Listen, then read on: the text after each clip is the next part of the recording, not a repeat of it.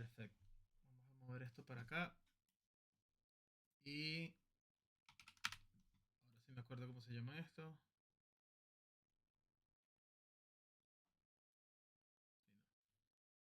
Ok.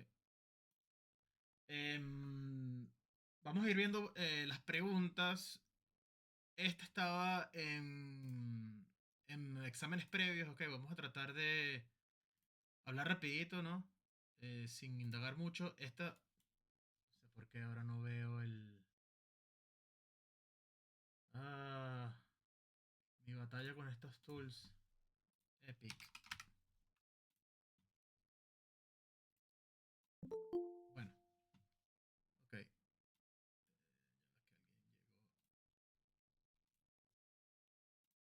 Ya que alguien llegó. No lo hubiese abierto. La llamada está aquí.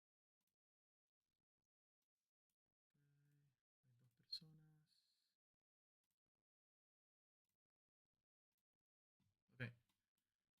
Nada, voy a tratar si me sigue fastidiando, uso el del browser, ¿ok?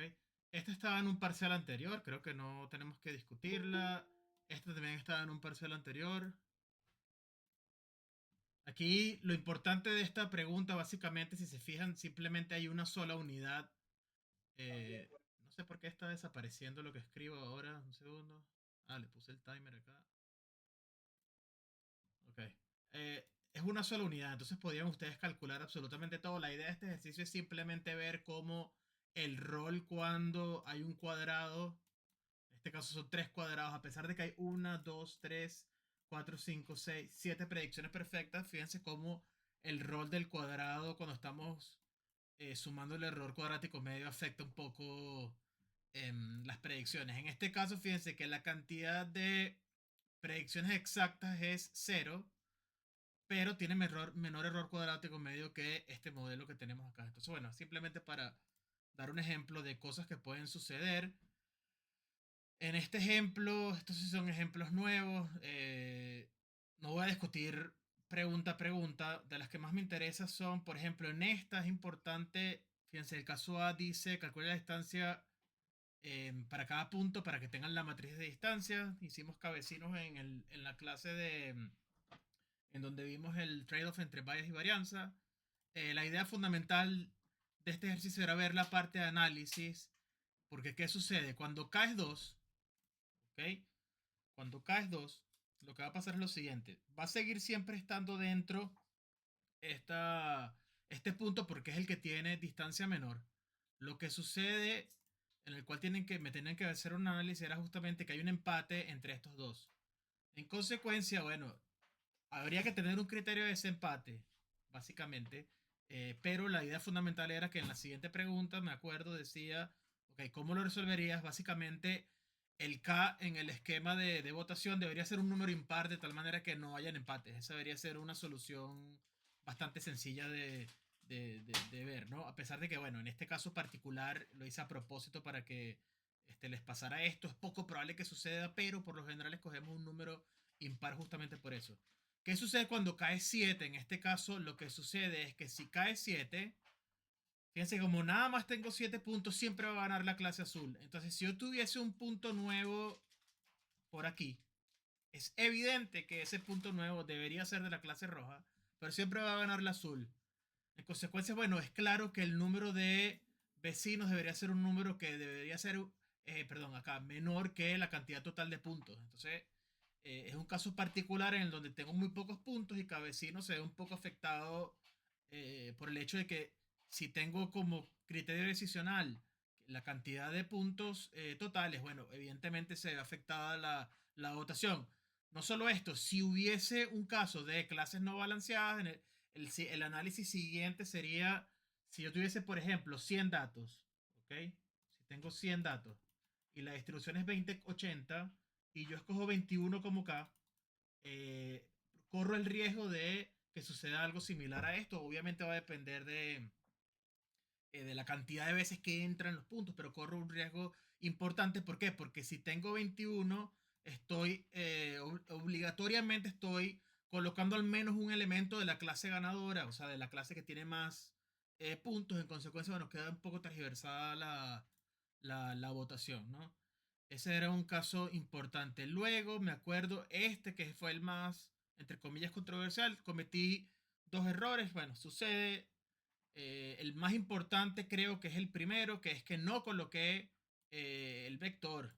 Coloqué simplemente esto porque, bueno, por no revisar bien, básicamente, por cambiarle el nombre a las variables de tal manera que no tengan en mente siempre que es X y Y. Bueno, hasta yo mismo me confundí. Igual esto se puede responder si phi es el vector modelo. Phi de i es simplemente un elemento de ese vector modelo. Si tuviese los elementos, el iésimo sería simplemente un numerito dentro de phi, siendo phi el vector de modelo que estamos buscando, ¿no? Ahora, luego el domingo nos dimos cuenta además del error que no teníamos, aquí fíjense que todas las variables objetivos del problema a resolver tenían phi de i y agregué dos opciones de tal manera que, bueno, trataran de escoger la optimal que era la sexta. ¿Por qué es la sexta y no es la primera o las que tienen las restricciones en la variable objetivo? La idea fundamental, ¿okay? Era que se den cuenta, cuando yo les di las clases, normalmente los coeficientes hacían así, que se iban tendían a cero a medida que aumentaba el valor del coeficiente. Acá, mientras más aumenta el coeficiente, los valores tienden a, entre comillas, ser más libres. Y la idea fundamental era simplemente que se dieran cuenta que lo estaba colocando como el problema en donde coloco en las restricciones, coloco restricciones y simplemente coloco la restricción en acá en vez de colocarlo en la función objetivo. Para no confundir tanto, no quise colocar más lambda por la norma phi de 1. Okay, de tal manera que, bueno, simplemente me escogieran pero se den cuenta que simplemente estoy utilizando el problema de la restricción. Entonces, ¿por qué esto es así? Si yo le estoy añadiendo una restricción, okay, a la norma del vector, mientras más grande es este valor, fíjense que simplemente estoy diciendo que la norma es más libre. Al ser más libre, con mayor probabilidad, entran más elementos a el posible modelo optimal. ¿Cómo se pueden dar cuenta que es lazo y que no es Rich? Que hubiese sido una pregunta que puede ser una pregunta importante. Básicamente, fíjense que acá algunos de los coeficientes son un poquito mayor que cero, pero la mayoría son el cero exacto hasta un cierto valor. ¿Qué sucede? A partir de este valor, en realidad estamos haciendo OLS, eso es lo que está sucediendo. A partir de un cierto valor, la penalización sobre el modelo ya ni siquiera está afectándose y estamos haciendo regresión lineal eh, básica, por así decirlo. ¿Okay? Luego les coloqué estas que es justamente cuando colocamos en la variable objetivo el lambda. Este sí es el problema en donde hacemos minimización de OLS más lambda por la norma de phi. ¿Por qué? Porque aquí mientras más aumenta el coeficiente, los valores van a cero. Eso quiere decir, fíjense acá, es fácil de ver, si este valor aumenta, como está en la función objetivo, estoy aumentando el valor de la función objetivo, en consecuencia es obvio que estoy penalizando más y mientras más grande el valor, algunos tienen que ir a cero para que esto se minimice. ¿Ok? Eso es lo que tienen que ver. En clases dijimos que normalmente este es el más usado, no necesariamente quiere decir que sea el único que se pueda usar. ¿Ok? Luego, bueno, aquí esto fue un ejemplo sencillo de regresión. El ejemplo de práctico, había otro, pero no quería hacerles el examen demasiado largo. Estaba la pregunta de programar el método del descenso del gradiente. Al final decidí quitarlo y que nada más se enfocaran en esta pregunta. Si se dieron cuenta, bueno, habían bastantes cosas que se pudiesen hablar del dataset. En primer lugar, para aclarar por qué no usamos datos venezolanos, en primer lugar, eh, para explicarles, yo tengo una página web, ¿okay? Donde yo sí precalculo los valores del WAR para la liga venezolana. ¿Okay? Si se meten acá, en realidad los valores los tengo, solo que bueno, en este caso no los comparto todo para que los equipos no se agarren en los datos, pero uno pudiese tratar de utilizar esta variable para hacer la pregunta que les quise hacer con el caso de Venezuela y no usar datos de la liga venezolana. El tema es que, bueno, le escribí a Major League Baseball, pero no me respondieron. Yo estoy usando aquí el API de MLB, que en teoría, si nos colocamos aquí a cualquier... em, ¿cómo hago? No me acuerdo. Tengo que darle acá a alguno de estos. Aquí, por ejemplo, este, fíjense que para el API, en algún punto, no me acuerdo. Pasa que esto está, si hago así aparece. Luego veo uno de los requests y se los hago ver. Hay una parte en donde dice que los datos no los podemos usar a menos que tengamos explícito el uso desde el punto de vista legal. Y bueno, no me quise meter en ningún problema y simplemente usé los que usa Baseball Reference, que mientras uno diga que ese es de ellos, no hay ningún problema. ¿Ok? La idea fundamental de este, obviamente no quiero que crean que había una respuesta única.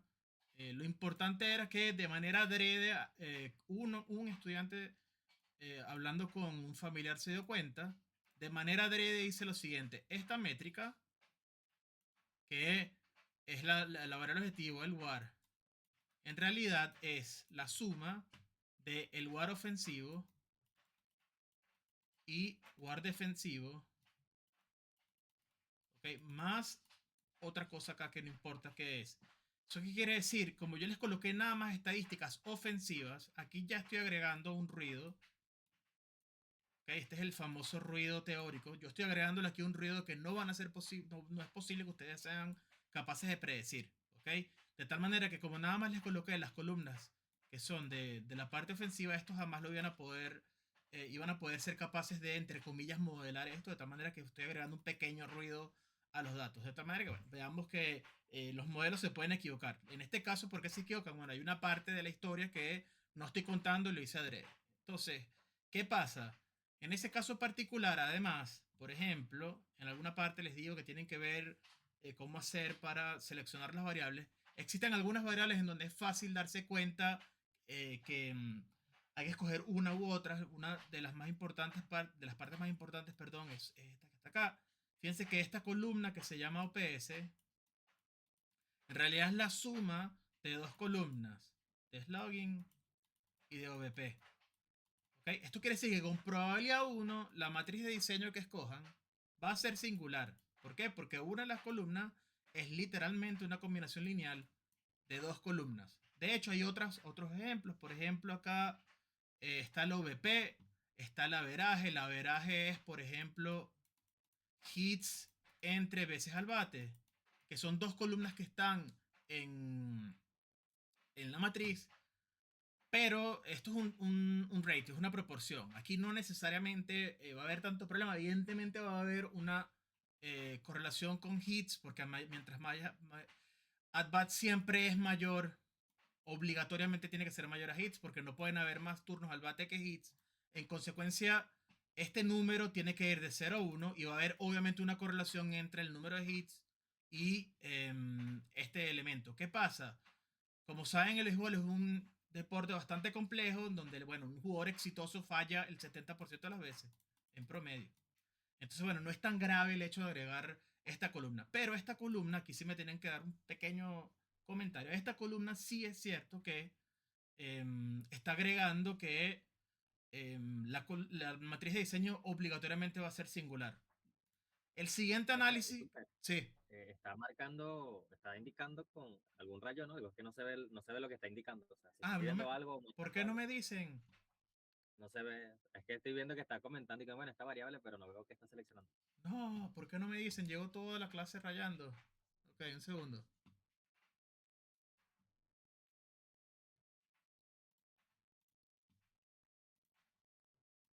¿Esto sí lo ven? Sí, eso sí. Pero, Sí, ahora sí. o sea, ¿cuánto tiempo tengo hablando? Ah, me parece, ¿ustedes creen que yo soy loco? Bueno, cuando vean el video, ok, vamos a empezar igual. Lo que estoy diciendo es que esta señora que está acá, ok, OPS, es obligatoriamente la suma de slogging con OVP, ¿correcto? Esto quiere decir que como esta variable es una combinación lineal, fíjense que es una combinación lineal de estas dos, porque es una combinación lineal, basta con hacer el vector 1, 1 traspuesto multiplicado por el vector slugging o VP. Slugging o VP. Esto es una pequeña transformación lineal, una combinación lineal donde ambos pesos simplemente es 1, son 1, ¿no? En consecuencia, bueno, esta señora obviamente va a hacer que la matriz sea singular. Entonces, claro, el tema es un poco, la idea era que, bueno, si se dieran cuenta, existe lo que estaba diciendo antes, es que, bueno, averaje es hits entre veces al bate, pero ya sé que hits está acotado por at bats, en consecuencia este valor tiene que estar entre 0 y 1, ¿ok? Pero sé que no solo está acotado, sino que es mucho mayor, porque es un deporte en donde la mayoría de la gente falla mucho. En consecuencia, bueno, este valor en realidad va de 0.2 a 0.36, porque, bueno, la liga, hay gente que batea mucho en la liga, pero no son tantos. La mayoría va a estar acá. Entonces, bueno, es quizás una variable que no afecte tanto, pero es obvio que va a haber una correlación con hits, porque es claro que mientras más hits haya, más mejor averaje va a tener. ¿Ok? Ahora bien, dentro de todo esto, ¿ok? Habían ciertas cosas que tenían que tomar una decisión. La primera es, bueno, primero necesito de alguna manera filtrar la cantidad de personas que quiero en mi estudio, porque si tengo mis datos, ¿ok? Ya no tengo que mostrárselos, la mayoría, no todos, pero la mayoría de los elementos, alguien está llegando, ¿ok? La mayoría de los elementos son jugadores que han jugado muy poco. Entonces podían tomar muchas decisiones, justamente la idea de los ejercicios es que ustedes tomen la decisión que quieran. La primera pudiese ser, bueno, existe una medida, entre comillas, oficial de la liga para determinar qué jugadores son los que puedo tomar o no. Y si existe, que es que el número de apariciones legales sea, creo que mayor a 450 o 500, no me acuerdo, no importa.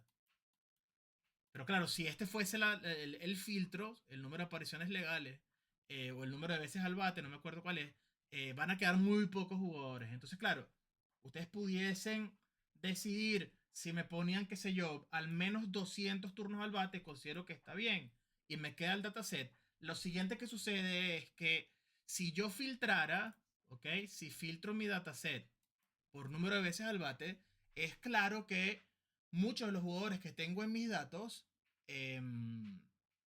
como tienen muchos menos turnos al bate, necesito de alguna manera equipararlo con el resto de jugadores de tal manera de que el modelo que esté tratando de predecir WAR, okay, incluso la variable Y la tenemos que modificar, esté comparando cosas que sean más o menos, que estén más o menos bajo las mismas circunstancias. La manera más sencilla de hacerlo, al final ustedes pueden decidir qué quieren hacer. Incluso si no lo hacen, ¿ok? Se puede hacer el estudio siempre y cuando eliminen algunas de las variables, pero si hicieran algo que trate de equiparar, lo lógico pudiese ser, por ejemplo, dividir entre apariciones legales todos los datos o dividir entre veces al base todos los datos, o el caso análogo que es tratar de normalizar todo hacia 162 juegos, que es el número total de juegos que hay en un año. De hecho, ¿ok? Si vamos para acá y vamos a Baseball Reference, ¿ok? Abreu, fíjense que una de las filas de Baseball Reference, que es esta que está acá, voy a tratar de hacer zoom, me dice cuál es el averaje del jugador en 162 juegos, de tal manera de justamente entender, bueno, si este jugador jugara toda la temporada, cuáles serían más o menos sus estadísticas promedio. Si usaran esto, ¿ok? Si usaran esto, ¿qué se pudiese hacer? Bueno, lo lógico es, para que obvio no fuese tan complicado, puedo hacer una simple regla de 3. Por ejemplo, si tengo 120 hits en 130 juegos, ¿cuántos hits voy a tener en 140 juegos? Y tuve una llamada con uno de ustedes y les expliqué, fíjense, si yo hiciera esto, que es una famosa regla de 3, ¿qué me quedaría? Me quedaría 140 multiplicado por 120 dividido entre 130, ¿correcto? Eso es una regla de 3. ¿Lo ven? Entonces, claro, hacer una regla de 3 puede que, dependiendo de la variable que estén analizando, puede que no tenga sentido. Pero lo importante de hacer una regla de 3 que me parece que es útil para la materia es la siguiente. Fíjense que si aquí yo digo hits, aquí yo digo que esto es veces al bate, ¿ok? Y yo pongo las unidades al lado de cada una de las variables. Esto es hits y esto es veces al bate, ¿correcto? Entonces fíjense que aquí yo en realidad estoy haciendo una proporción de hits por veces al bate. Esto es simplemente la pendiente, ¿ok? Asumiendo que hay un comportamiento lineal para yo poder predecir hits en base a las veces al bate, ¿sí? Aquí tengo veces al bate, entre comillas se cancelan las unidades y la unidad de lo que me quede está en hits. Entonces, ¿qué estoy haciendo? Estoy haciendo una función que recibe hits, ¿ok? Y me da, obviamente, hits, ¿sí? Estoy haciendo simplemente 120 entre 130 por hits y esto es regresión lineal. Lo único que pasa es lo siguiente. Aquí yo tendría que tener el punto de corte, que sería B, ¿verdad? Cuando uno hace regla de 3, ustedes desde pequeños, toda la sociedad hace regresión lineal, lo único que está asumiendo es que el bias es cero. Si asumimos que el bias es cero, hacer regla de 3 es hacer regresión lineal.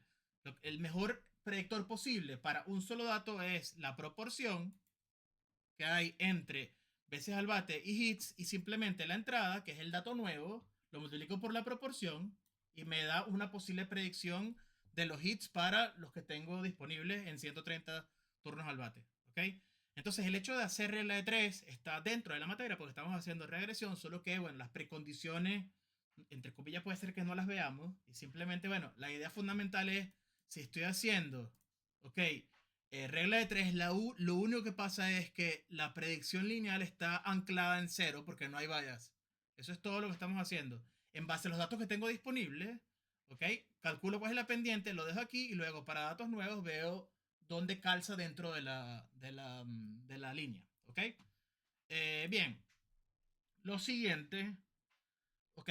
Entre las características, entre las variables contextuales, deberían haber eliminado este valor porque no me interesa para nada el identificador unívoco de la base de datos, no me interesa nada cuántos premios ha ganado. Esto, bueno, aquí hay una comilla, uno puede transformar el string de premios en una variable numérica para darle importancia. ¿Qué posiciones ha jugado? Aquí había un asterisco. Si hubiesen hecho el examen presencial, posiblemente hubiese cambiado un poco lo que pudiesen haber hecho en esta parte. Pudo haber hecho modelos dependiendo de las posiciones. Quizás lo hacemos en la siguiente tarea de aprendizaje no supervisado, ¿ok? Porque bueno, las posiciones me ayuda a separar los datos dependiendo de dónde están los jugadores. Como en el fútbol, ¿ok? En el béisbol, dependiendo, bueno, esto debería haber sido un diamante de béisbol, se ve bastante mal, pero bueno, por lo general hay distintas cosas que uno puede saber de los equipos. Los jugadores que están en primera o en tercera deberían batear mucho porque son las posiciones defensivamente donde se mueven menos y puedes colocar personas un poco más grandes que tengan poder y te dé menos fastidio que pierdas algo en defensa. Pero hay cuatro posiciones fundamentales que los jugadores deberían ser ágiles o muy buenos defensivamente, que es shortstop, segunda, center field y el catcher. ¿Ok? Luego, en teoría, ¿okay? El peor jugador defensivamente debería estar acá, porque como los jugadores derechos son mayoría, la mayoría de los batazos deberían caer en esta zona. ¿Okay? Como caen en esta zona, los mejores que fildean, los mejores deben ser o el left field o el center field. Y bueno, aquí puede ser que coloquen el peor defensor. Entonces, este tipo de cosas se pudiesen analizar desde el punto de vista eh, ofensivo. Por lo general, las tres posiciones o las cuatro posiciones que tienen mejor rendimiento ofensivo están correlacionadas con aquellas que tienen menor importancia defensiva. En el béisbol moderno no es tan cierto porque, bueno, los shortstop y los catchers hoy en día batean un poco más, pero se pueden hacer ciertos análisis sobre esto. ¿Ok? Luego, bueno, la parte de modelado, regularización y análisis, ya era para cada uno de ustedes. Lo único que sí veía importante en esta zona, en la parte de álgebra lineal, era justamente que había una variable que era una combinación lineal de las columnas. ¿Ok? ¿Qué otras cosas se me escapa? Esto ya era bastante, entre comillas, sencillo. Aquí pueden normalizar dependiendo de lo que ustedes quisieran. Normalizar hacia número de juegos o normalizar por unidad de juego. Da igual. Aquí les coloqué una pregunta por unidad de juego. En consecuencia es posible que la mayoría normalizó hacia War por juego, que es bastante, que está bien, ¿ok? Nada, ¿alguna pregunta?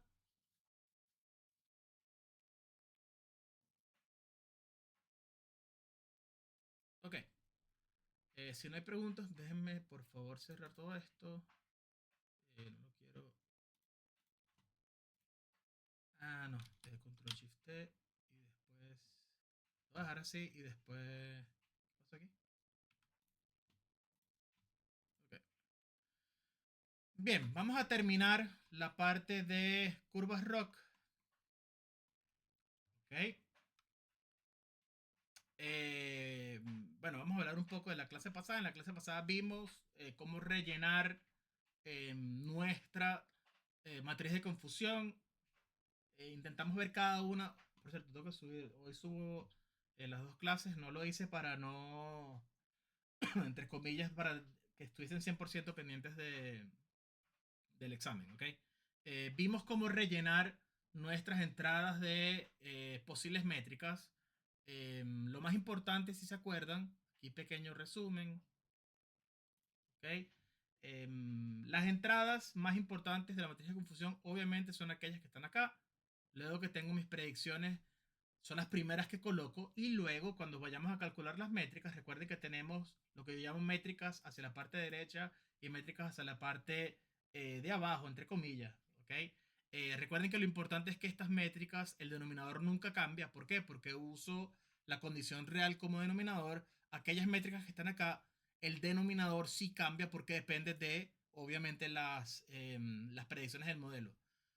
Importante, y lo dije, esto es simplemente una convención que voy a hacer entre ustedes, entre nosotros, que es en el sentido de colocar en las filas la condición real y colocar en las columnas la predicción del modelo. Si ven en algún punto un recurso en donde la predicción está en la fila y la condición real está en las derechas, no en las columnas, en realidad no hay ningún problema. Es simplemente entender, ¿ok? La, la percepción de lo que está sucediendo. Es claro que si yo cambiar el orden, esto sigue estando en el mismo lugar, esto sigue estando en el mismo lugar, lo único que va a cambiar son los errores. Hago el swap de los errores. Entonces eso es lo único que cambiaría y obviamente, bueno, cambiarían las métricas. ¿Ok? Bien, de estas métricas, ¿ok?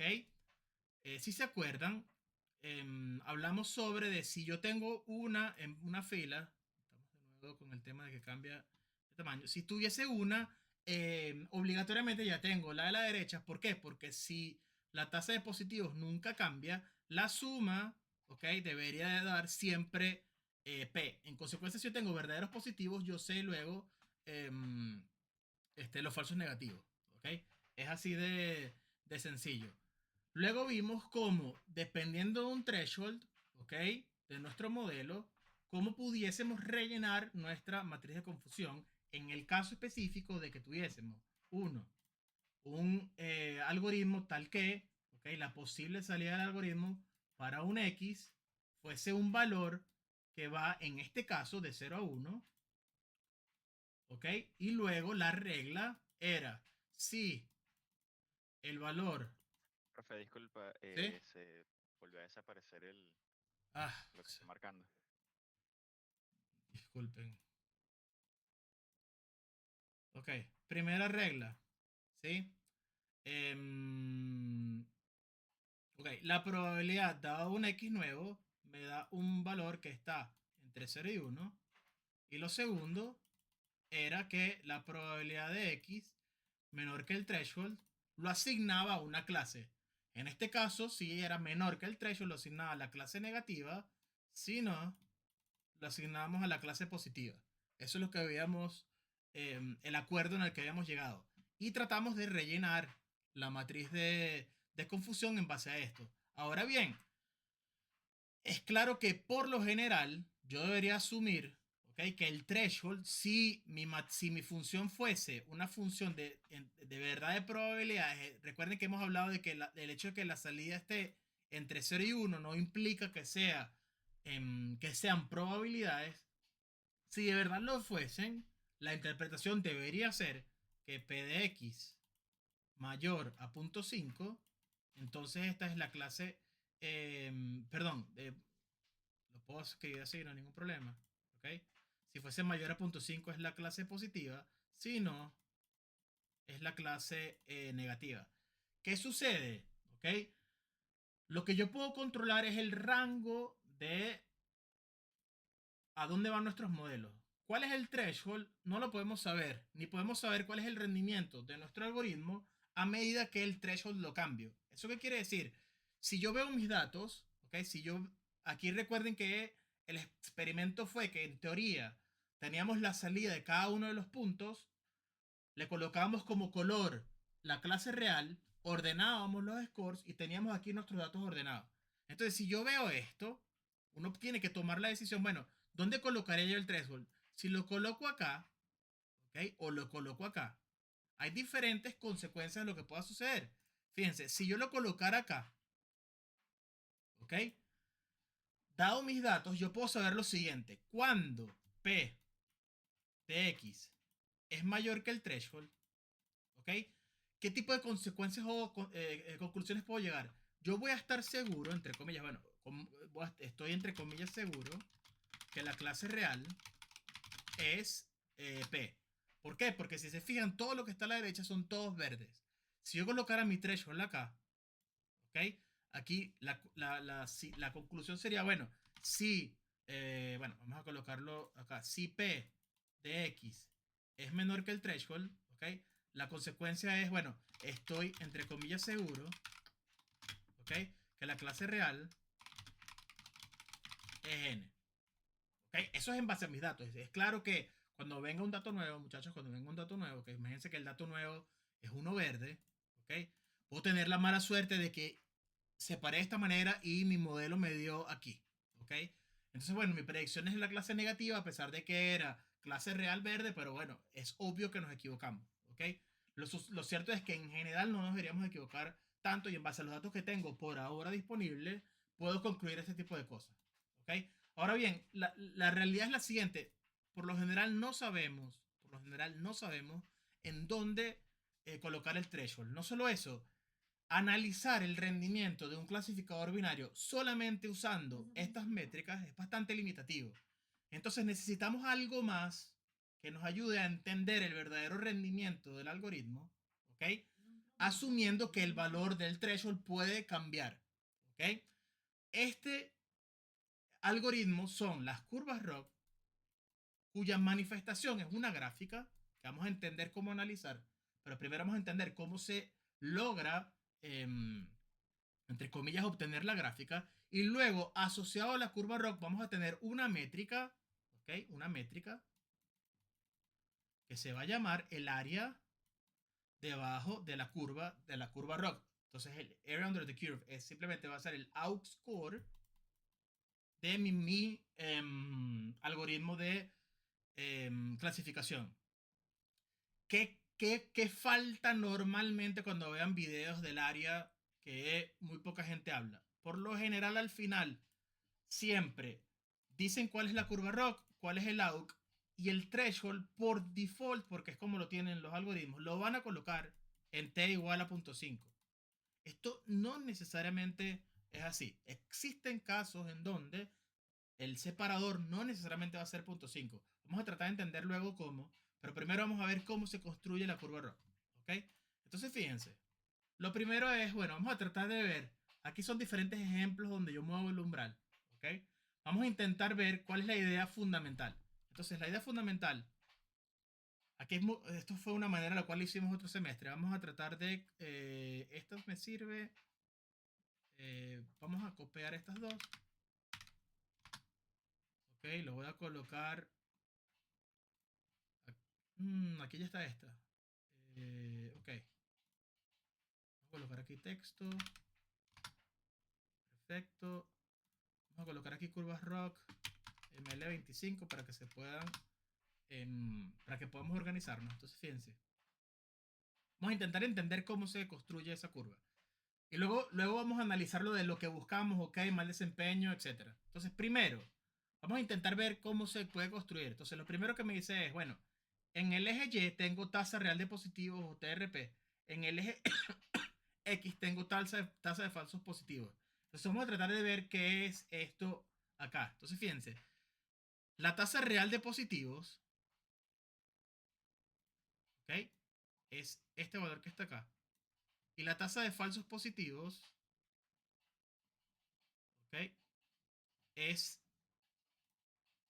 este valor que está acá. ¿Ok? Entonces, ¿qué estoy colocando yo en mi curva ROC?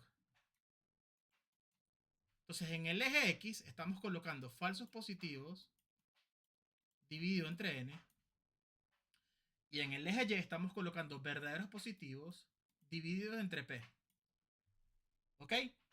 Entonces, primera cosa que podemos darnos cuenta antes de saber cómo se calcula. ¿Ok? En primer lugar, que es bastante importante. Estamos tomando en cuenta nada más los valores que están en esta columna. ¿Ok? No estamos tomando en cuenta ningún valor que está en esta columna en la parte del numerador. Eso es lo primero que yo me daría cuenta. Fíjense que estamos viendo o verdaderos positivos o falsos positivos. ¿Ok? ¿Qué es lo otro que me estoy dando cuenta? Fíjense, el numerador es n y el numerador de acá es p. ¿Qué quiere decir esto?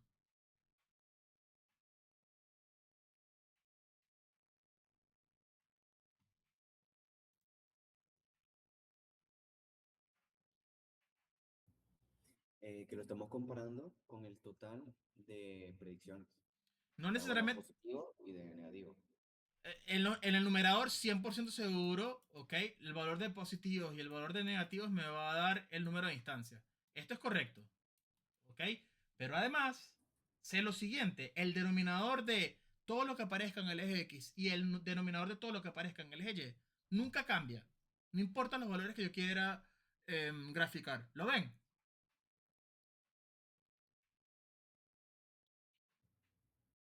Sí, Sí. como para, Más o o, sea, más o los menos. denominadores son como para sacar un porcentaje, ¿no?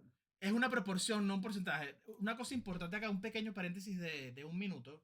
Em, Cuando yo veía clases en la universidad, luego cuando fui preparador, luego auxiliar docente y profesor, la gente se burlaba de mí. ¿Por qué?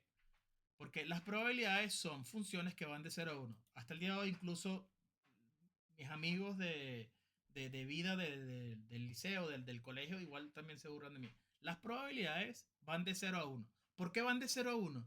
Esto fue simplemente una decisión arbitraria de la gente de probabilidades desde el punto de vista matemático, de teoría de la medida, en donde ellos simplemente decidieron que la incertidumbre se medía de 0 a 1. Se pudo haber medido de 0 a n. ¿Okay? Pudieron haber dicho probabilidad 8. ¿Okay? Hubiese sido una decisión bastante aceptable. Al final, ¿qué pasó? Ellos decidieron que las probabilidades van de 0 a 1. ¿Ok? ¿Qué sucede? En el argot coloquial de la gente, sea, no importa el idioma, las probabilidades van de 0 a 100. ¿Ok? Cuando dicen probabilidad 98%, en realidad, entre comillas, uno piensa que la probabilidad es 0.98. ¿Ok? ¿Qué sucede? Los porcentajes son medidas de estadística. Por ejemplo, si tengo una muestra donde hay 120 personas y 60 son mujeres y 60 son hombres, el 50% de las personas son mujeres y el 50% son hombres. Si yo escojo una persona de manera aleatoria de esa muestra, la probabilidad de que sea una mujer es un medio y la probabilidad de que sea hombre es un medio. Entonces los porcentajes, entre comillas, son medidas de estadística. Las probabilidades, que son valores que van de 0 a 1, son medidas de probabilidad, que obviamente van de la mano dependiendo de, bueno, si estoy haciendo cálculos de una muestra o si estoy haciendo cálculos de sea una distribución continua o discreta, da igual, ¿ok? Entonces, para responder la pregunta, estos son proporciones en consecuencia, ¿por qué? Porque n siempre va a ser mayor que los falsos positivos, entonces esto debería estar siempre entre 0 y 1. Aquí puedo colocar un igual, ¿ok? Y eso es una proporción, no necesariamente una probabilidad, es simplemente una proporción muestral porque yo tengo los falsos positivos y lo divido entre el número de valores negativos, ¿ok?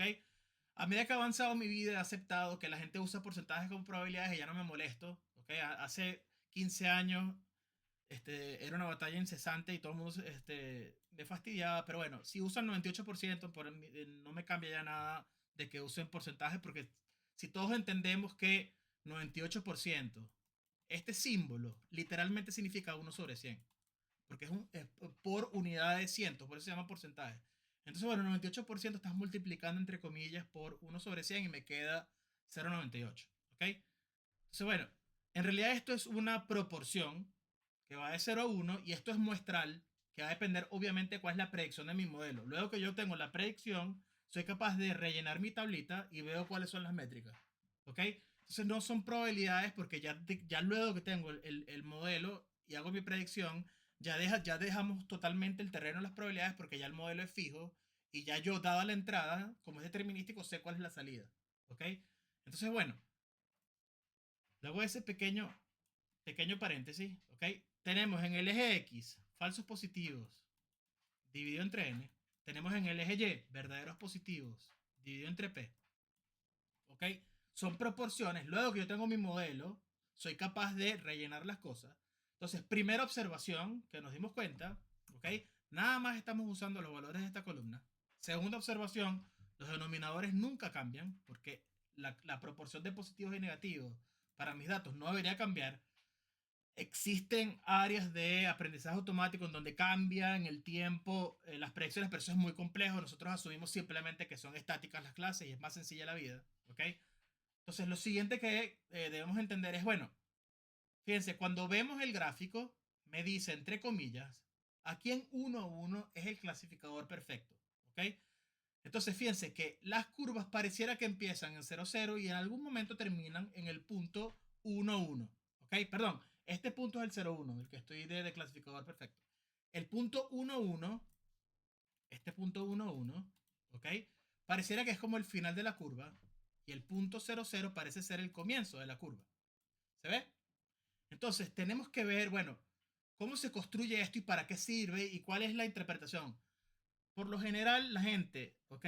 Aprende nada más a analizar lo que es la curva y no entiende bien cómo se construye. Y es más interesante entender cómo se construye. Entonces vamos a intentar hacerlo juntos. Mientras borro esto, que no sé qué estaba haciendo. ¿Ok? Y vamos a ver. Entonces, si nada más uso esta columna, ¿ok? Podemos hacer tres cosas para intentar ver cómo se construye esto. Primera cosa que podemos hacer, podemos intentar graficar el punto 0, 0 para ver qué es lo que sucedería en las métricas. Podemos intentar graficar el 1, 1, 1 o podemos intentar graficar el 0, 1. ¿Cuál prefieren? Ustedes van a decidir cómo vamos a entender hacer esto.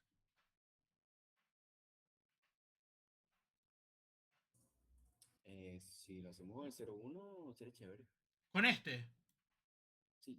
Ok, entonces fíjense, si estamos en este punto, imagínense que nuestra curva ROC dio acá. Entonces el punto da el 0, 1. ¿Eso qué quiere decir? Que esta métrica me tiene que dar 0 y esta métrica me tiene que dar 1. ¿Todos estamos de acuerdo? ¿Sí? Sí. Ese es literalmente el punto que estaría graficando. ¿Qué es eso en mi matriz de confusión? Es lo siguiente. Si esta métrica da 1, quiere decir que aquí el número de valores positivos es P. Y si esta métrica da 0, el número de falsos positivos es 0. ¿Se ve? Sí. En consecuencia, ¿qué sucede? ¿Cuánto es este valor?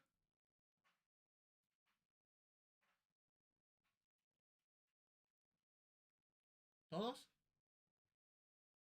Si la suma de las filas no varía, ¿cuánto es este valor? ¿Cuál, profe? Disculpe. El que disculpa, este valor, ¿cuánto es? Ya yo sé este. Sé que la fila no cambia. ¿Cuál es el valor de los falsos negativos? ¿P? Si fuese P, ¿ok? ¿Qué quiere decir? Que el número de predicciones sería 2P, porque es la suma de elementos de la fila.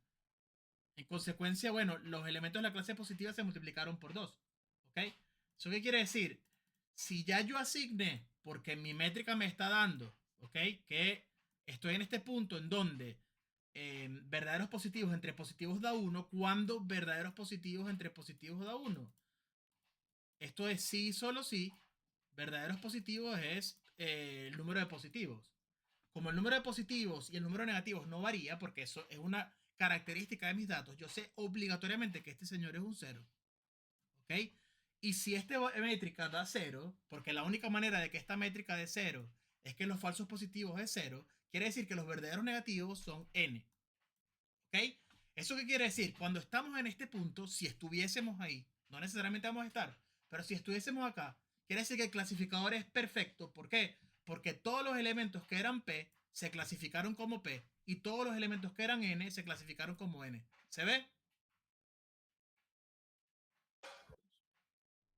¿Sí? Sí. Sí. ¿Eso O qué sea, quiere cada decir? fila tiene que dar, la fila de arriba tiene que dar, o sea, sumando las columnas, tiene que dar P. La de Correcto, la abajo, suma, N. sí, lo expliqué mal. La suma de la fila 1 para cada una de sus columnas me debe dar el valor que yo le coloque aquí a la clase y de manera análoga con la segunda. Si el número negativo es n, la suma me debería dar n. ¿Ok? ¿Esto cómo se vería si tuviésemos nuestro... un segundo. Ok, si tuviésemos nuestro gráfico, en realidad lo que sucede es lo siguiente, sin importar cuál fuese el threshold, porque yo no sé cuál es el threshold, porque aquí yo nada más estoy calculando proporciones, lo que pasa es lo siguiente, ¿ok? En realidad, no sé por qué, okay, aquí. En realidad lo que estoy graficando es algo así, ¿ok? Y acá debería ser así, ¿ok? Si mi métrica me dio 0,1, o sea, mi matriz de confusión, quiere decir que para algún threshold, todo lo que está a la derecha es verde y todo lo que está a la izquierda es rojo.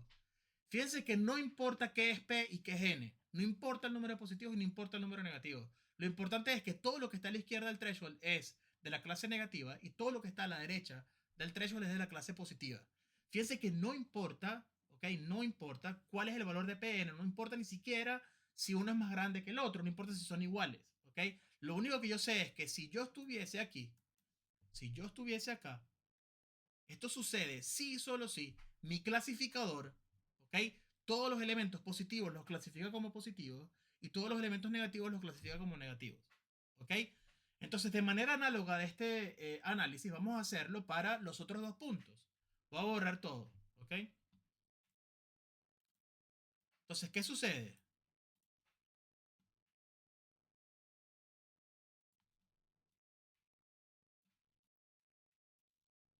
Tengo de nuevo mi métrica, o sea, tengo de nuevo mi matriz, ¿ok? Aquí vuelvo a tener mis falsos positivos dividido entre los negativos. Aquí tengo mis verdaderos positivos dividido entre los positivos, ¿ok? Si estuviésemos acá, ya que le quise cambiar el color y no escogí nada, ¿ok? Si estuviésemos acá, Gabriel sin querer se salió. ¿Qué punto es este? Este es el punto 0, 0. ¿Ok? Cuando estamos en el punto 0, 0. Entonces, si estamos en el punto 0, 0, quiere decir que obligatoriamente ambos denominadores tienen que ser 0. Si ambos denominadores son 0, ¿ok? Quiere decir lo siguiente. Simplemente aquí tenemos un 0 y aquí tenemos un 0. No hay otra opción. ¿Se ve? No hay manera de que estemos en ese punto si no fuese el caso en donde los verdaderos positivos y los falsos positivos son ambos 0. Como ya tengo estos dos, usando las propiedades de la matriz, ya sé obligatoriamente que tengo acá P y aquí tengo N. ¿Se ve?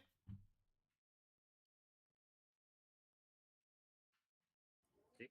Ok, si estamos en el punto 0, 0, ok, es decir que las predicciones, todos los valores dan predicciones negativas. ¿Dónde creen ustedes que está el threshold?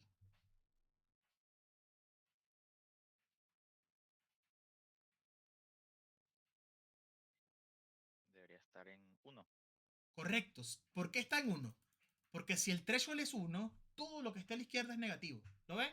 Entonces las predicciones son todas negativas. No importa cuál es el valor de la clase, si son verdes o rojas, todo lo que está a la izquierda, yo estoy asumiendo que es negativo. ¿Se ve?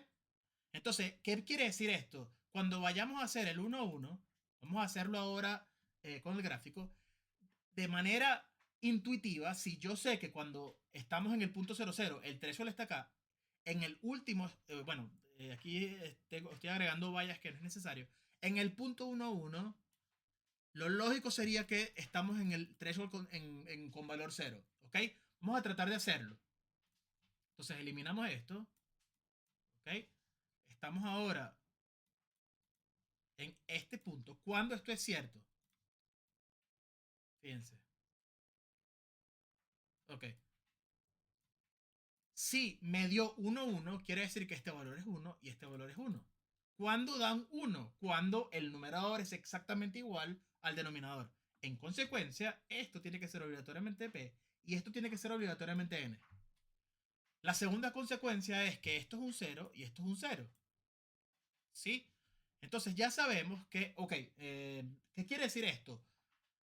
Si vamos a la columna de predicción del modelo y tengo una configuración de mi matriz tal que aquí quedan los elementos de la clase positiva y aquí quedan los elementos de la clase negativa, lo que quiere decir es que para todos los elementos, todas las predicciones me están dando positivas. ¿Cuál es el único threshold teórico para todos los posibles modelos en el cual para todas las predicciones me va a dar la clase positiva, aquel que la probabilidad de x, ¿ok?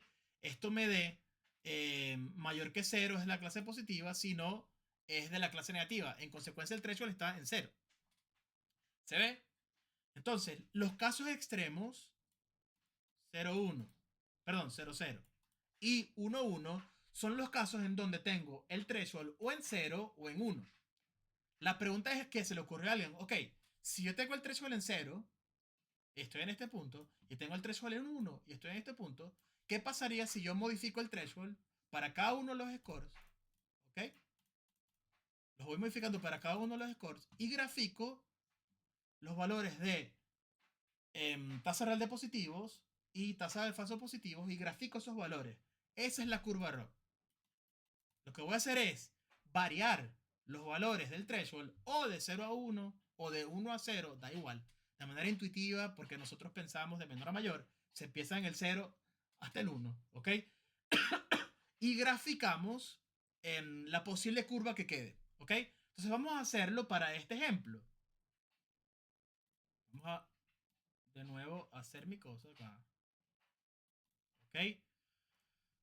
Ya sea acá, ¿ok? Que tiene que estar falsos positivos dividido entre n, ya sea acá que tiene que estar verdaderos positivos dividido entre p, ¿ok? Y vamos a empezar con el threshold en 0. Cuando el threshold está en 0, sin importar los valores que tengo, yo sé que mi curva va a empezar acá, ¿ok? Entonces, en la siguiente iteración, ¿ok? Lo interesante es que yo no necesito saber cuánto tengo que saltar en los scores. Lo único que tengo que hacer es ordenar los scores de menor a mayor. Y el score va a ser aquel que tenga, obviamente, ¿ok? El valor para el siguiente score va a ser, el siguiente threshold, perdón, va a ser el siguiente score disponible, ¿ok? Entonces, ¿qué sucede? En este caso particular, ¿qué va a pasar? Si yo aumento el threshold, imagínense que el threshold lo coloco acá. Yo empecé, ¿ok? Mi matriz, la empecé en, si se acuerdan, 0, 0. Cuando está en 0, 0, este valor es 0, este valor es 0, este valor es P y este valor es N. Ya lo hicimos. Entonces, en la siguiente iteración, reconectar, ok. Si yo muevo, ok, mi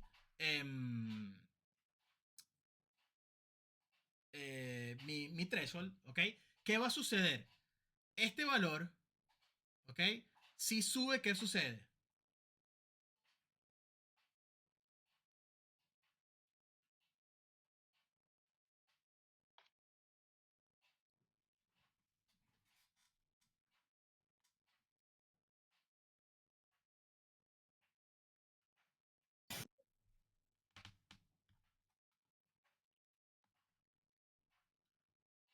Disculpe, profe, ¿se refiere al de falsos positivos?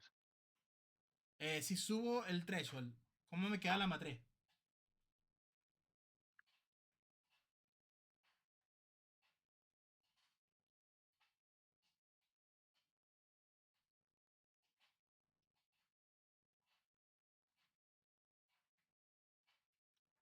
Bueno, en ese modelo subirían los negativos. Ok, en la siguiente iteración, ¿qué queda?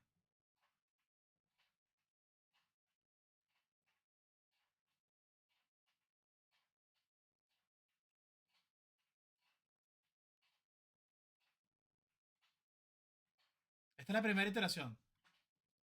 Subo el threshold acá. Todo lo que está a la izquierda es clasificado como. Todo quedaría en negativo. Un segundo. Si quiero empezar en el 0, 0, estamos haciendo al revés la decisión. Em,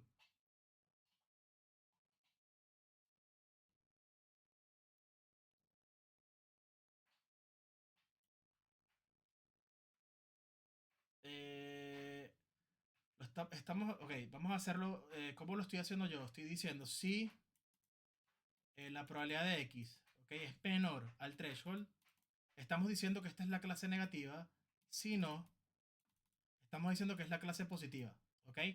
Este es por ahora como hemos hecho el criterio, ¿no? ¿Esto qué quiere decir entonces? Quiere decir lo siguiente. Em, mm, no sé si cambiar los valores de las columnas o cambio el criterio decisional y va a dar exactamente lo mismo. Em, voy a hacer una iteración para que vean lo que tengo en la cabeza, ¿ok? Si yo moviera el threshold para acá, ¿qué quiere decir? Que todo lo que está a la derecha es clase positiva y todo lo que está a la izquierda es clase negativa, ¿correcto? Sí. Ok, entonces si empezamos en 0, quiere decir que todo lo de la derecha es clase positiva, ¿ok? En realidad, estamos empezando desde aquí. Segundo.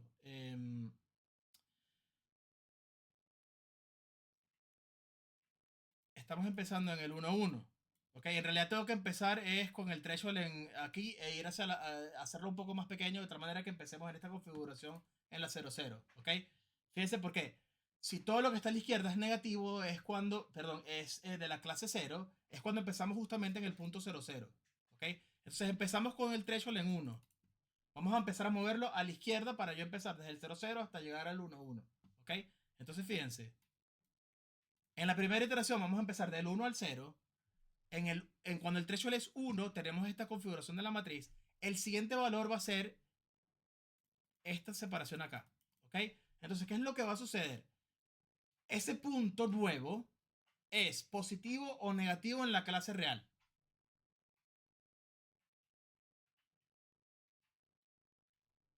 Es verde. Positivo, ¿no? Es positivo. ¿Qué es lo que va a pasar? ¿Ok? Para esta configuración, lo que sucede es lo siguiente. ¿Ok? Si antes estábamos en P0, lo que va a pasar acá es que vamos a tener aquí P-1 y aquí vamos a tener 1. ¿Lo ven? Entonces, para ese threshold, que es el primero en mi iteración, solamente uno de los elementos es clasificado como positivo y su clase real era positiva. ¿Se ve? Entonces, cuando yo grafique esto, ¿qué es lo que me va a dar acá?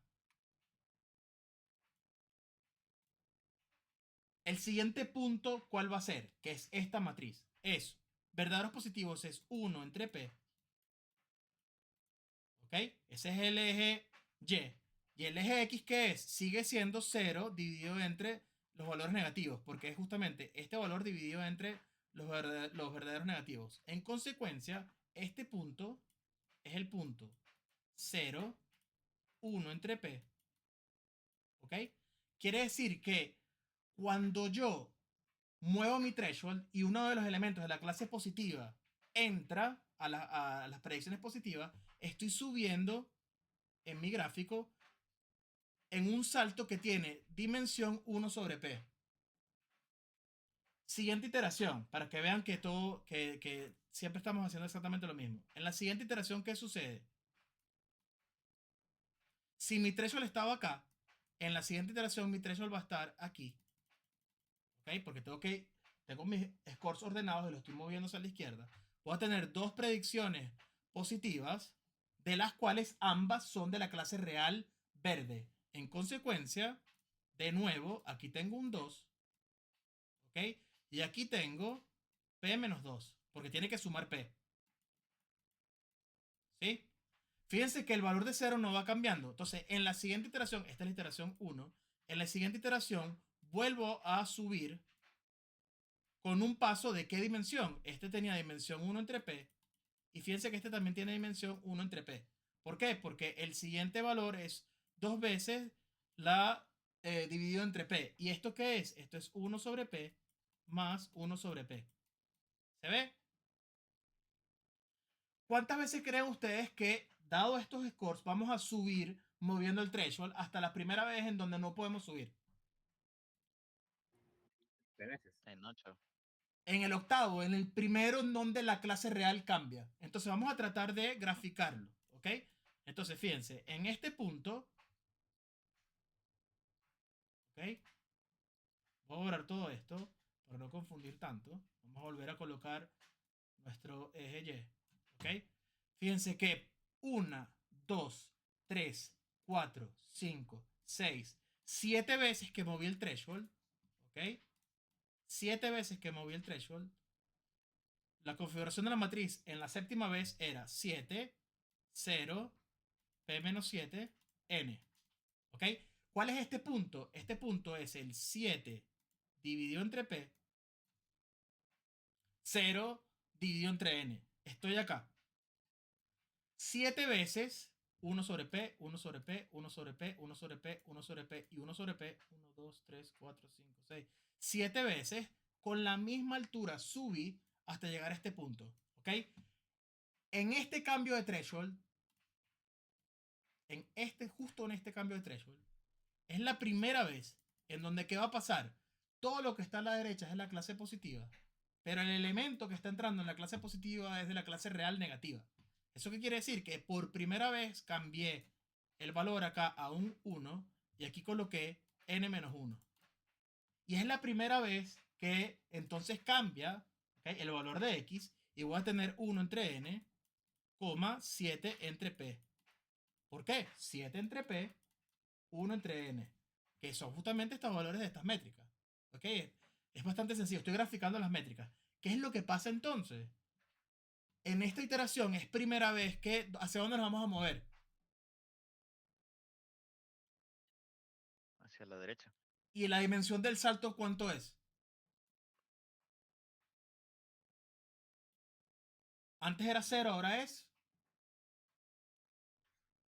1 sobre n. 1 sobre n. Entonces, ¿qué es la curva ROC? La curva ROC son saltos o verticales o a la derecha, dependiendo de al mover el threshold, lo que entra es una clase positiva real o una clase negativa real.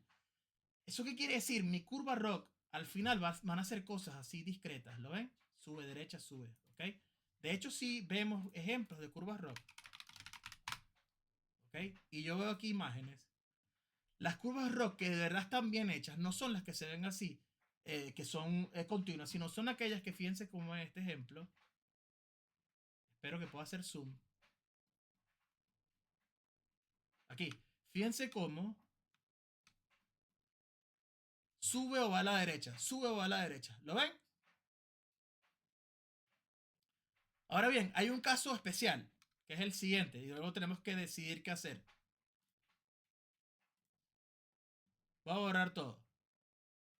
¿Puedo borrar todo? Sí. Ok. Entonces fíjense este caso especial. ¿Qué particularidad tienen mis scores? Mis scores siempre son distintos. Entonces, ¿qué sucedería en este caso particular? Fíjense, voy a colocar acá dos puntos nuevos. Este punto que está acá. Aquí quería cambiarle el color. Ok. Aquí voy a colocar dos puntos nuevos. Este punto es verde y este punto es rojo. Ok, son dos puntos nuevos. Hasta el punto anterior, la configuración que tenemos era la siguiente. Aquí habían 7, aquí habían 0, aquí habían P-7 y aquí habían N. ¿Ok? En la siguiente iteración, ¿eso qué quiere decir? Subí 7 veces con un salto 1 sobre P. 1, 2, 3, 4, 5, 6, 7. Por favor, asuman que el paso es el mismo. ¿Ok? Ya se podrán dar cuenta que mis habilidades para graficar no son las mejores. Aquí estamos en el punto 7 entre P en el eje Y y 0 sobre N en el eje X. ¿Ok? El siguiente salto es importante. ¿Qué sucede? Tengo dos elementos de la clase roja, un elemento de la clase verde con el mismo score. Entonces, ¿cuáles son las opciones? Entonces, la primera opción es, si escogiera el verde, subo. Si escogiera el rojo, voy a la derecha. ¿Se ve? ¿Sí? ¿Sí o no? Sí. Ok. ¿Qué pasa? Sin importar qué escojo, ¿ok? Sin importar qué escojo, va a suceder lo siguiente. Para ese score, para ese threshold, va a pasar lo siguiente. Vamos a subir una vez. ¿Y cuántas veces vamos a ir a la derecha? 2. 2. Entonces, 1, 2. Sin importar qué escogemos, vamos a saber que en esta iteración del threshold vamos a estar en este punto. ¿Se ve?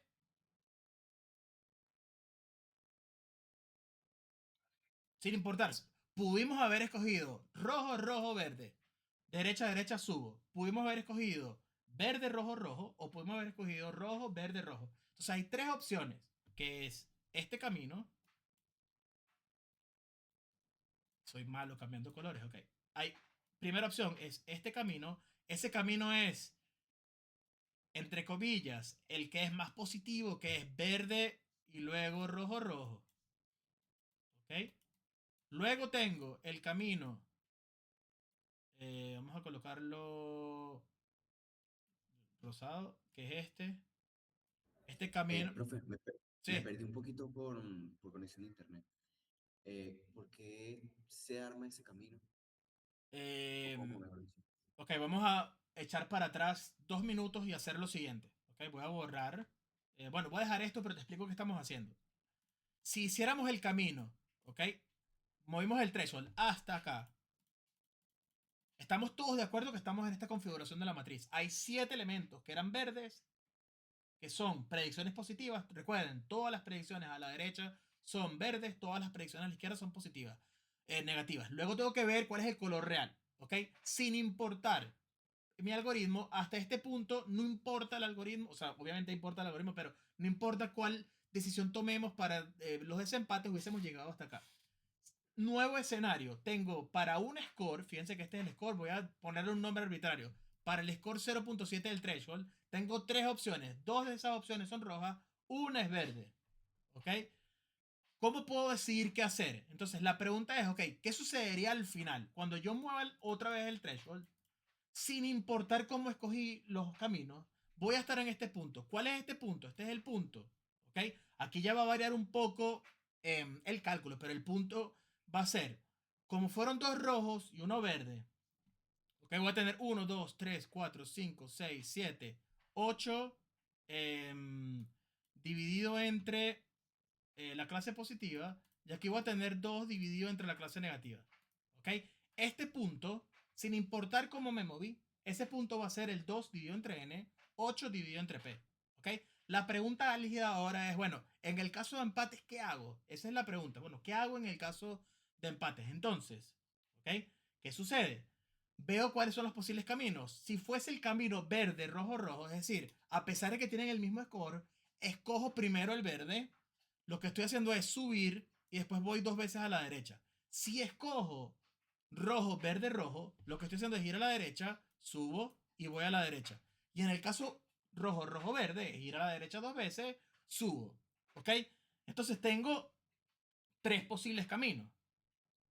Uno que llamamos positivo o el que intenta que le demos prioridad a las predicciones verdes, que es el caso verde, rojo, rojo. Tenemos uno que simplemente, bueno, escogemos primero rojo, verde, rojo, o el entre comillas negativo, que es primero darle prioridad a los elementos rojos.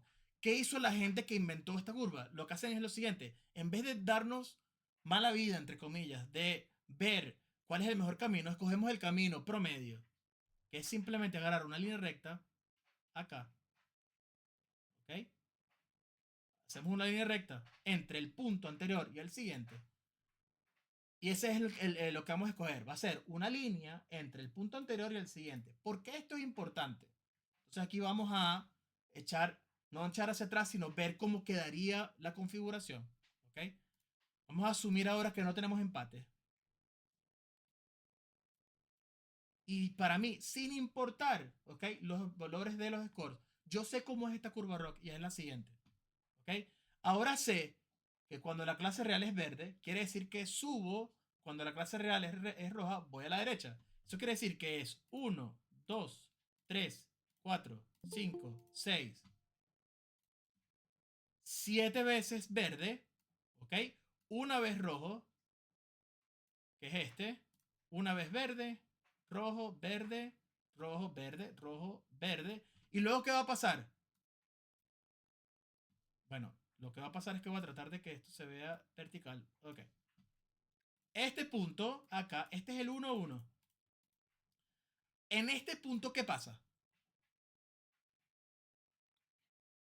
Solo nos movemos a la derecha. Solo nos movemos a la derecha. Entonces va a haber llegar un punto. Aquí, ojo. Esto si mi algoritmo funciona bien. ¿No? Puede que no funcione bien. Pero si funcionara bien, en algún punto va a empezar a conseguir puras clases rojas. Y me voy a mover hasta la derecha. Hasta llegar al punto. ¿Ok? Aquí lo puse mal y nadie me dice nada. Muchachos, por favor. Este es el punto 0,1. Y aquí me voy a detener en el punto 1,1. ¿Ok? Entonces, ¿cuál es la métrica que ellos dijeron? Ok, ¿qué particularidad tiene esto? La particularidad es la siguiente. Esto que está acá. Vamos a colocarlo así. Esto. Con esto. Con esto. Con esto. Es un cuadrado. ¿Qué particularidad tiene, muchachos? ¿Cuál es el área de ese cuadrado? 1. Es 1. La altura es 1. ¿Ok? Y la anchura es 1. En consecuencia, el área de ese cuadrado es 1. Entonces, si yo sé, porque ya lo demostramos, que entre comillas, mi clasificador perfecto está en el punto 0,1, ¿ok? Cuya curva ROC entonces sería siempre subir porque todos son positivos y siempre ir a la derecha porque todos son negativos. ¿Cuál sería el área de abajo de la curva del clasificador perfecto? Entonces, ¿cuál es el área abajo de la curva? Es simplemente el área que genera la curva ROC. El clasificador perfecto me va a dar área abajo de la curva 1. ¿Ok? Nuestro clasificador, que es este que está acá, da un valor que es menor a 1. ¿Cómo sería entonces el área abajo de la curva? Fíjense que esta altura, ¿cuánto es?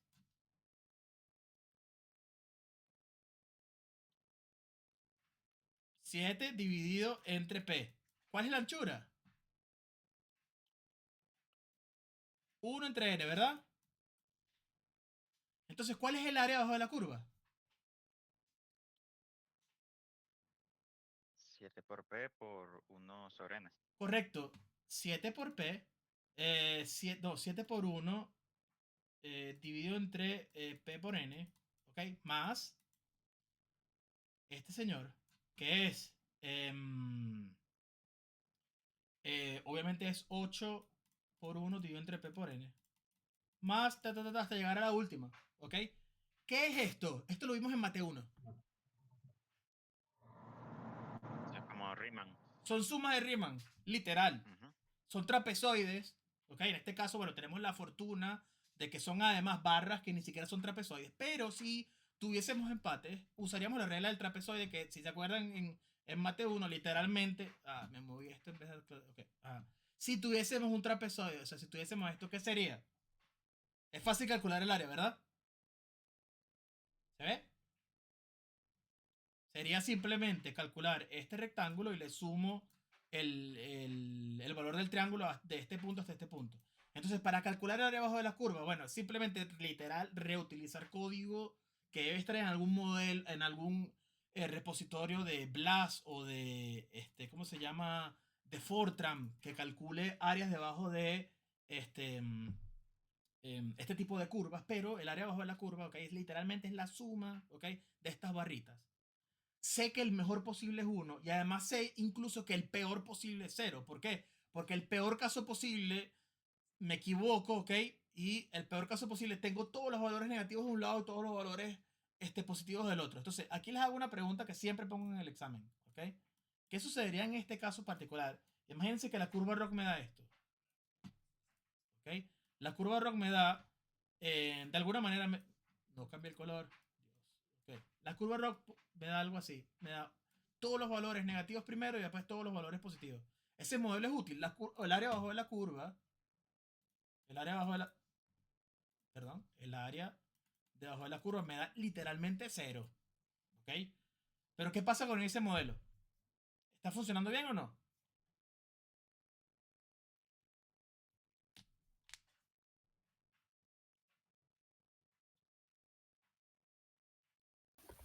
No. ¿Quién cree que está funcionando bien? O sea, si el comportamiento fuese este, lo pudiesen arreglar. Tengo P de X que me da un valor de probabilidad P. ¿ok? Me da esta curva ROT. ¿Cómo lo arreglarían para que el modelo funcione bien?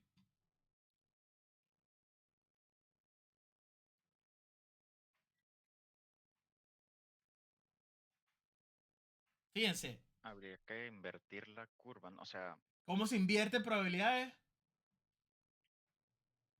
Complemento. Complemento. ah, Si el rendimiento de mi modelo fuese este, lo que hice fue, muchachos, bueno, me equivoqué en PDX, perdón, en PDX mayor que P, me equivoqué en el código y puse aquí mayor y era menor. Entonces hay dos opciones, o cambio la regla o simplemente hago 1 menos P. Y cuando haga 1 menos P, cualquier valor de probabilidad que me esté dando, ok, créanme, ok, lo que va a suceder entonces es, ok, simplemente el clasificador me va a dar así ahora, tengo un clasificador bueno. ¿Eso qué quiere decir? La particularidad de estos modelos, de esta curva es la siguiente. Cuando el área abajo de la curva es demasiado baja o demasiado alta, está funcionando bien, estamos aprendiendo. Lo que tenemos que cambiar es o la regla de colocar los positivos y negativos o simplemente voltear la probabilidad. ¿Cuándo funciona mal? Funciona mal, perdón, cuando estamos aquí. Entonces funciona mal cuando el área abajo de la curva se acerca a un medio. ¿Por qué? Porque estoy subiendo, yendo a la derecha, subiendo, yendo a la derecha. Es decir, mi modelo es incapaz de discernir o de colocarle scores a las clases de tal manera que yo mueva los negativos a un lado y los positivos al otro. ¿Ok? Entonces, cuando el rendimiento de mi algoritmo sube derecha, sube derecha, sube derecha, estoy cercano al punto x igual y. ¿Ok? En consecuencia, el área abajo de la curva se va a parecer a un medio. Esto ocurre solamente, ¿ok? Y aquí ya podemos ver esto. Cuando el clasificador aleatorio, la decisión es aleatoria. ¿Eso qué quiere decir? Si yo no aprendo nada de mis datos, yo no aprendo absolutamente nada. Es como si yo agarrara mi caja de elementos disponibles y los voy escogiendo de manera aleatoria y les voy colocando scores a los datos. Cuando mi algoritmo no aprende nada, cuando mi algoritmo no está entendiendo cómo separarlos, es como si estuviese escogiendo de manera aleatoria y el comportamiento debería ser algo que esté cercano a x igual y. Porque estoy subiendo yendo a la derecha. Es decir, clasifico un positivo, me llega un negativo. Un positivo, un negativo. Entonces, si el algoritmo no funciona, el rendimiento negativo va a ser que se pegue a la línea diagonal x igual y. ¿Ok? Cuando estoy en este caso o en este caso, estoy aprendiendo. En este caso particular, obvio, el área bajo la curva me está dando mal, pero es porque cometí un error o en el código de colocar el criterio decisional del threshold o en la probabilidad simplemente hago 1 menos p de x. Entonces, como esto puede suceder, más aún se refuerza la idea de que en realidad, ¿ok? Es posible que los valores de score que me están dando no son probabilidades, ¿ok? Lo importante es, si escriben todo bien, por lo general van a tener el ejemplo en donde, ¿ok? Tenemos algunos clasificadores con mal desempeño, que son aquellos que sí están aprendiendo algo porque está lejos de el área bajo la curva de un medio, ¿ok? Pero aprende algo. Por lo general estos son aquellos que tienen valores debajo de la curva 6.5, los que tienen un rendimiento ok, que es que el área bajo la curva vaya de 6.5, uy, esto decía un 5, menor a más o menos el área bajo la curva, menor a, vamos a decir, 0.85, 8, y lo que buscamos son algoritmos cuyo rendimiento, ok, debajo del área de la curva, obviamente se acerque a 1, pero la límite inferior sea mayor que 0.85. ¿Ok? ¿Por qué usamos esto para clasificadores binarios? Y aquí cerramos la idea de si las clases están desbalanceadas o no. Fíjense, sin importar, ¿ok? Sin importar la proporción de P y N. Fíjense que en ningún momento hablamos, ¿ok? Esto es los negativos, falsos negativos, esto es verdaderos positivos, positivos. En ningún momento les hablé de la proporción de P y N. En ningún momento. Si P es mucho mayor que N, o los casos normales que lo que estoy buscando algo que tiene muy pocos valores, ¿ok? No importa si se parecen los denominadores, no importa si está desbalanceado.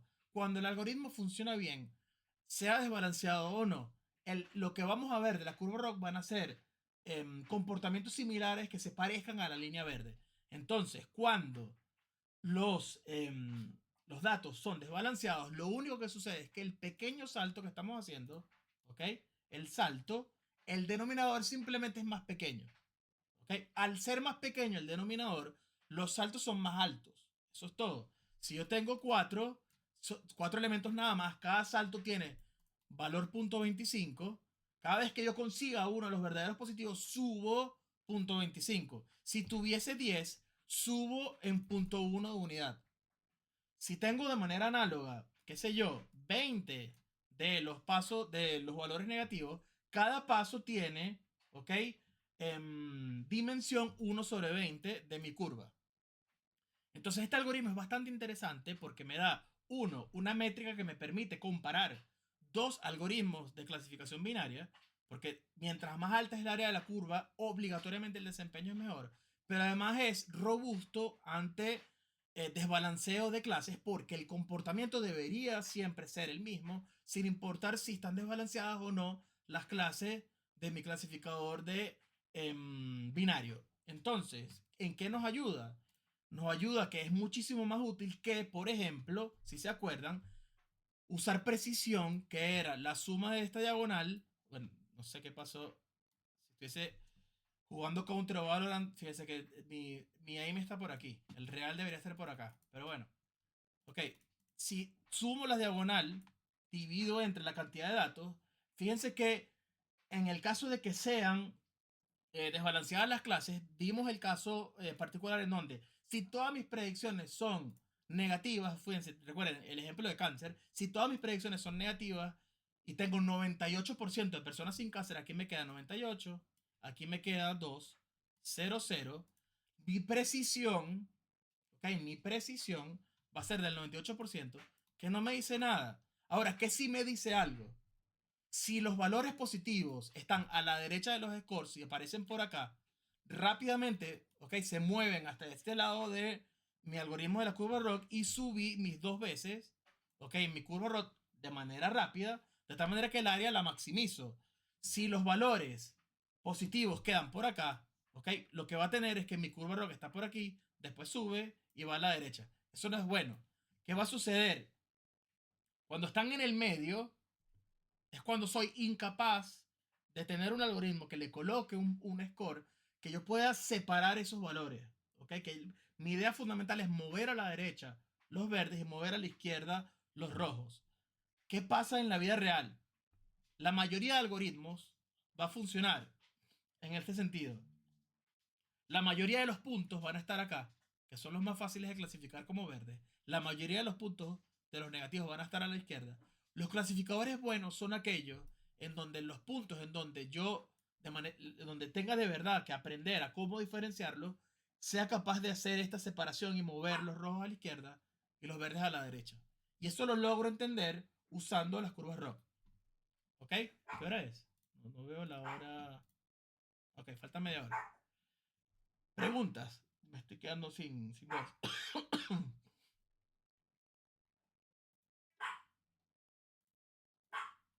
Preguntas. Ok. Ahora que sabemos cómo se hacen las curvas, podemos entender estas flechas. Las curvas ROC, mientras más suban y más pegadas estén a la izquierda, el algoritmo en teoría se comporta, ¿ok? Mejor. Mientras más a la derecha y más abajo, entre comillas, es peor. Pero esto es solamente cierto si se pega a la diagonal principal. Si se pegara al punto, ¿ok? 1, 0. Recuerden que basta con voltear las predicciones o modificar el criterio decisional para separarlos de clase positiva o clase negativa. ¿Ok? Entonces, bueno, ¿qué pasa en la vida real? ¿Okay? En la vida real tienen este tipo, les puedo mostrar incluso un paper que envié el domingo. ¿Ok? Para que vean que no es tan sencillo todo.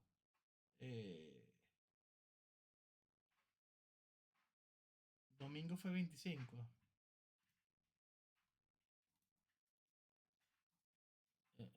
Qué tonto.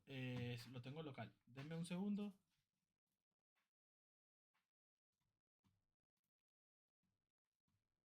Em, Creo que es más sencillo abrir una conversación con el equipo médico y los nuestros.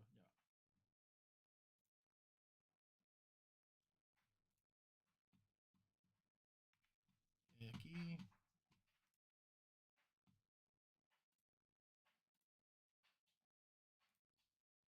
Ok.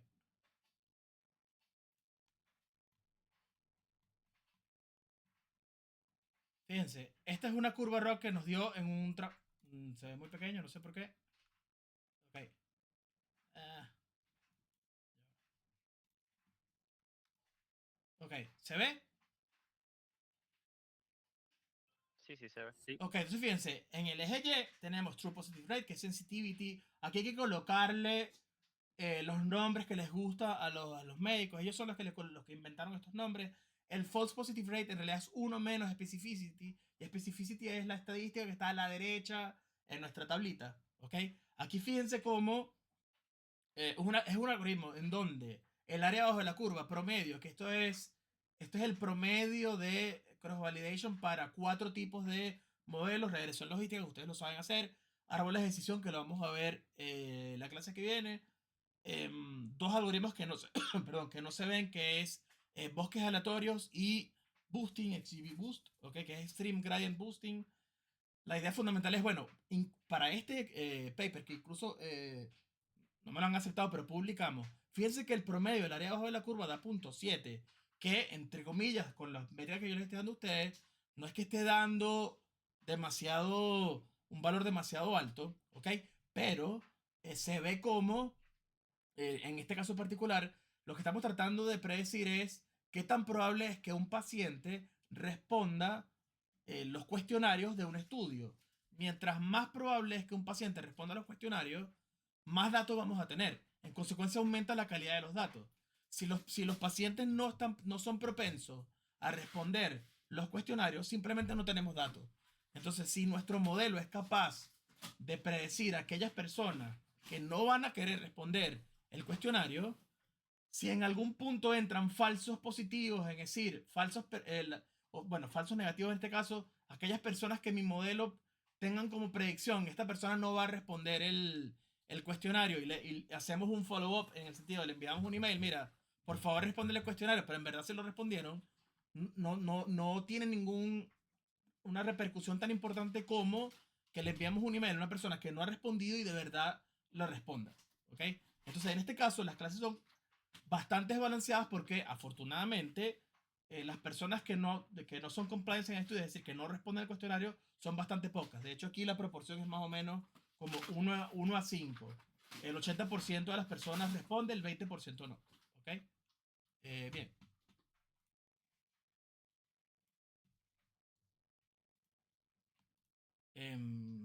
Ok. Compartir acá de nuevo.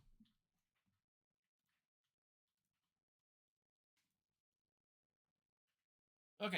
Entonces el algoritmo, aquí lo tienen hecho. Ok. Aquí se puede ver cómo qué es lo que hay que hacer para calcularlo. Literalmente, ok, es simplemente llamar, como todo, al final todo se hace en una línea en nuestra área, es simplemente llamar al algoritmo de Rockure que nos va a dar los puntos en donde tenemos false positive rate y true positive rate y los thresholds para poder hacer las separaciones y al final es simplemente llamar a 2 métodos de tal manera de ver cuál es la posible curva ROC.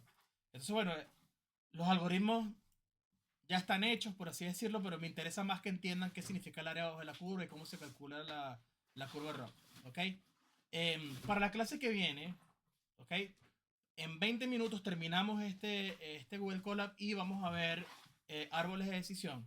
Vamos a ver cómo hacer con matrices de confusión en donde tengamos más de 2 clases. Y luego vamos a ver, ¿ok? Un pequeño resumen de cómo se hace al final la parte de afinación de hiperparámetros y las 2 curvas de aprendizaje más importantes que son las curvas de aprendizaje y validación, en donde en una lo que hacemos es controlar, ¿ok? En el eje X de las curvas colocamos los valores de los hiperparámetros. El camino de regularización es una curva de validación y la curva de aprendizaje es aquella en donde controlo la cantidad de datos disponibles, empezando desde muy poquitos datos hasta muchos datos. Estas curvas nos ayudan a entender si nuestro algoritmo, mientras más datos tenga, en realidad es capaz o es robusto en el sentido de en la separación de datos del test score o la validación, no importa si hacen validación test o, perdón, entrenamiento test o entrenamiento test validación. Normalmente, mientras más datos usamos, ¿ok? Mientras más datos usamos, va a haber una asíntota horizontal teórica en donde va a llegar un punto en donde no importa cuántos datos nuevos agreguemos, ¿ok? Lo que estamos ganando de aprendizaje es ínfimo. Entonces, bueno, esto es interesante para la parte decisional de la gente, sobre todo que toma decisiones de negocio, de cuándo necesitamos incrementar o no el tamaño de nuestros datos. ¿Qué sucede? Que lo van a ver en el curso, en el siguiente curso.